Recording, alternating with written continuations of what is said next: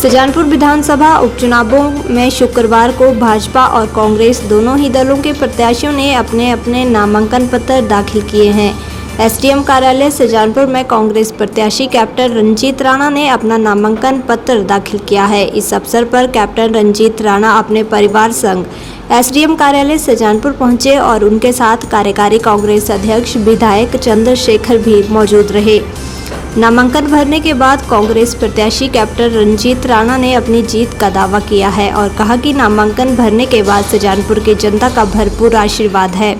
उन्होंने कहा कि मुख्यमंत्री सुक्खू के दोनों हाथ सिर पर हैं और आशीर्वाद से सुजानपुर का चुनाव जीता जाएगा।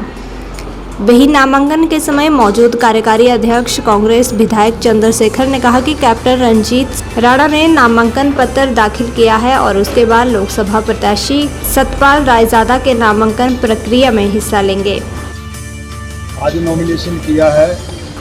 सुजानपुर की जनता को मैं प्रणाम करता हूं और सुजानपुर की जनता का मुझे भरपूर आशीर्वाद है और मुख्यमंत्री सुखविंदर सिंह सुक्खू जी के दोनों हाथ जो हैं मेरे सिर के ऊपर हैं और पूरा आशीर्वाद है और उनके आशीर्वाद से सुजानपुर का इलेक्शन जो है कैप्टन रंजीत सिंह जीतेगा। आज इस उपचुनाव का सुजानपुर विधानसभा क्षेत्र का हमारे आदरणीय कैप्टन रंजीत सिंह जी उम्मीदवार के तौर पे आज नामांकन भरा है और इसके तुरंत बाद आज सतपाल रायजादा जी का भी लोकसभा का उम्मीदवारी का नामांकन पत्र हमीरपुर में माननीय मुख्यमंत्री जी की रहनुमाई में भरा जा रहा है और हम सब वहीं उनकी पार्टी कार्यकर्ता आज सभी हमीरपुर लोकसभा क्षेत्र के वहीं जुटे हैं। हम और कैप्टन साहब हम सब अभी सीधे वहीं पे परेड ग्राउंड की तरफ को जाएंगे। भाजपा के प्रत्याशी राजेंद्र राणा ने नामांकन पत्र भरने के बाद कहा कि नामांकन भरने से पहले विशाल रैली में हजारों लोगों ने शिरकत की है। उन्होंने कहा कि जनता की भीड़ ने दिखा दिया है कि लोगों ने मन बना लिया है कि तीसरी बार मोदी प्रधानमंत्री बनेंगे और चारों सीटें भी लोकसभा की जीत ली जाएगी। साथ ही 6 उपचुनावों को भी बीजेपी बहुमत से जीतेगी क्योंकि कांग्रेस की बीमारी सरकार जाने वाली है। वहीं राजेंद्र राणा ने कहा कि प्रदेश में विधायकों ने बगावत की है क्योंकि मुख्यमंत्री के जलील करने वाले रवैये से बगावत हुई है। उन्होंने कहा कि मुख्यमंत्री के इशारे से 6 विधायकों को निष्कासित किया गया है तो बगावत होगी। उन्होंने कहा कि बाहर के लोगों को टिकटें दी गई थी और राम मंदिर निर्माण को लेकर मुख्यमंत्री सुक्खू ने स्थानीय प्रतिशत विचारधारा को हराकर मुख्यमंत्री बनने वाले बयान देने निंदनीय रही हैं। राणा ने कहा कि आपदा का पैसा सुजानपुर के बजाय कहीं और लगा देना और विकास और बेरोजगारी को लेकर पत्र भी लिखे हैं। उन्होंने कहा कि प्रदेश के युवाओं और सुजानपुर के लिए विकास की लड़ाई लड़ी है। राजेंद्र राणा ने कहा कि मुख्यमंत्री दिन में सपने देखते हैं और जब राज्यसभा का चुनाव हो रहा था तब भी मुख्यमंत्री को पता नहीं चला था। उन्होंने कहा कि 4 जून को जनता मुख्यमंत्री को बताएगी कि किसकी जीत हुई है।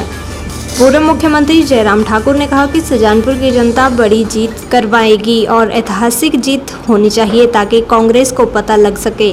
उन्होंने कहा कि मुख्यमंत्री सुक्खू के कहने पर कोई भी टिकट लेने को तैयार नहीं हो रहा था और पूरे प्रदेश में ऐसी स्थिति कांग्रेस की बन गई थी।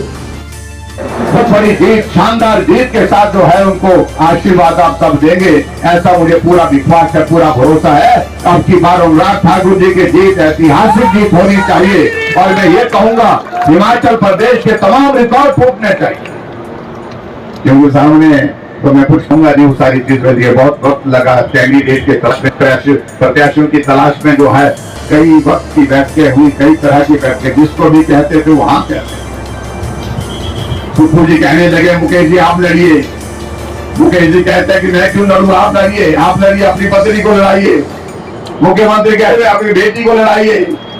कोई भी चुनाव लड़ने के लिए तैयार नहीं और बाद में किसी को टिकट देना था जीत में। मैं उन सारी चीज को लेकर के कुछ नहीं कहना था और यही कांगड़ा की परिस्थिति। कल मंडी में गए थे मुख्यमंत्री और कहने लगे जयराम जी बातें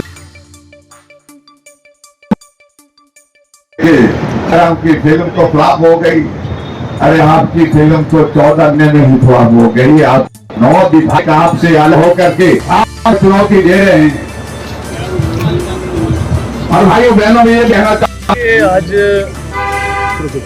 नामांकन पत्र भरने से पहले एक विशाल रैली का यहाँ की हमारे जो मंडल है भारतीय जनता पार्टी की तरफ से बहुत बड़ा आयोजन हुआ है। हज़ारों की तादाद में लोग यहाँ आशीर्वाद देने के लिए पहुँचे थे और मेरा ये लगभग 5वां इलेक्शन था और 5वें इलेक्शन के बावजूद जितनी भीड़ आज यहाँ कार्यक्रम में है और इतनी गर्मी के बावजूद यहाँ लोग पहुँचे थे, इससे पहले इतनी भीड़ मैंने कभी देखी नहीं। और इसका मतलब सीधा सीधा है कि सुजानपुर की जनता ने तो मन बनाया है, पूरा देश जो आज भारतीय जनता पार्टी के पक्ष में दिख रहा है।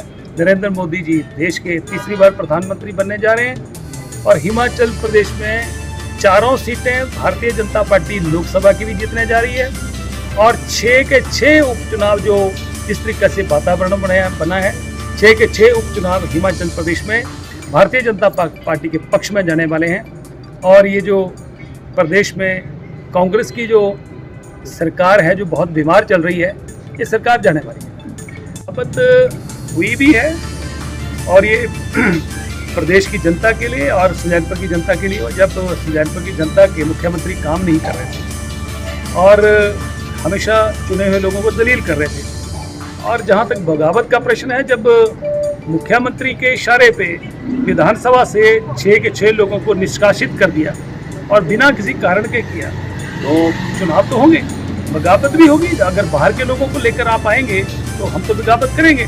तो इस बहुत सारे इश्यूज हैं जो हमने रैली में आज जिक्र भी किया है कि बाहर के लोगों को टिकटें दी जा रही हैं। और दूसरी बात यह है कि राम मंदिर के निर्माण का जो इशू था उसको लेकर भी कांग्रेस पार्टी ने कन्नी काटी कि नहीं, यहाँ कोई नहीं जाएगा।